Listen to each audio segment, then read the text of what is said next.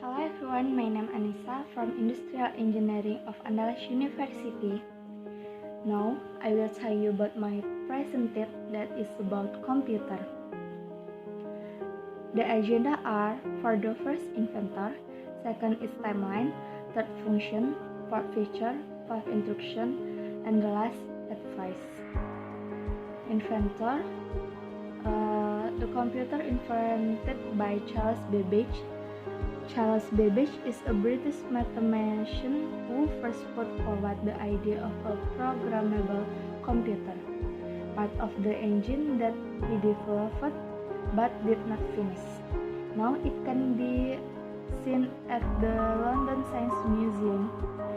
In 1991, using the original plans of Babbage, a differential engine was developed and this machine could function perfectly, proving the Babbage idea about this machine could then be implemented.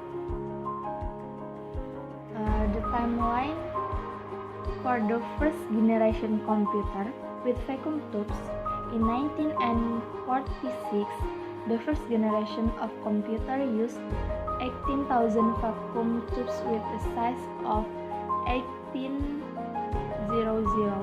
square feet per tube. Computer weigh up to 30 tons and also require large electrically to operate.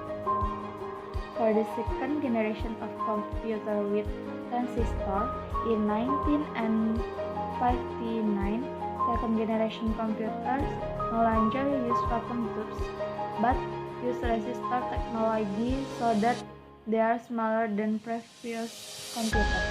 The language used is assembly or symbolic language. Fifth generation computer with integrated circuit in 1965. This generation of computer use integrated circuit technology or ICs. Transistors are not longer large but have been miniature and placed on the IC.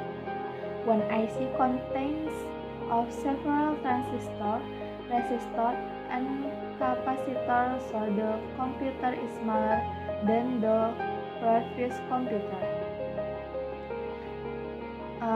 For the fourth generation computer in 1971 with microprocessor have several components together in a small chip. The chip consists of thousands of transistors and other circuit elements that are converted into one. Successfully, it also makes the computer more worthy of consideration. This generation of computer has also begun to use a mouse and the creating of the graphic user interface or GUI and other advancements. For the first picture, this is first generation computer. The second picture, this is second generation computer. The yellow picture, this is third generation computer. And the last picture, this is fourth generation computer. Feature computer. First, process or CPU. Processor or central processing unit often called the computer brain.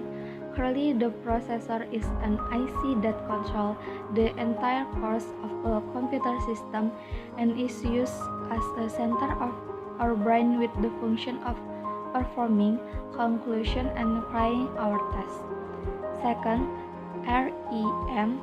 RAM or random access memory is an output device whose job is to process data into a graphic or text display on the monitor screen. VGA function connects a computer system with a monitor. VGA card requires supporting application, namely drives. This drive function as an intermediary for the operating system and graphic card. Third, hard disk.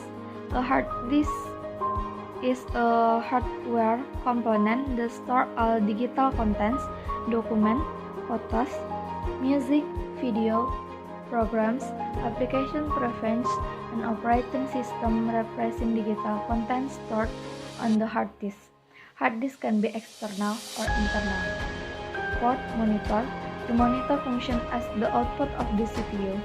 The monitor will change from binary language to human language and can be displayed on the monitor screens so that the user can see activity on a PC or computer. Instruction how to use. First, plug in electrical power cable. Second, push the power button in stabilizer or UPS. Third, turn on the CPU. Fourth, turn on the monitor. And 5, next we wait for the computer boot and post-process. Finish. Advice how to use it. First, plug the power cable into the CPU and monitor into the stabilizer or UPS. Then, plug into the power jack directly. The way is to plug the cable into the nearest electrical contact and make sure it is fully plugged in. Second, press the red power button on the stabilizer to turn it on. If you use a UPS, the steps are the same as pressing the power button on the UPS and the indicator light will turn on. Third, then press the power button on the CPU, usually marked with an indicator light will turn on and also the fan inside the CPU will spin. 4. The last step is to turn on the monitor by pressing the power button. Usually the power light and the monitor will turn on after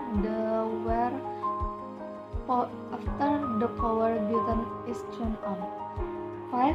Next, we wait for the computer boot and post-process, namely checking the computer and the computer such as hard disk, RAM, and other. Wait a few moments until the desktop display appears.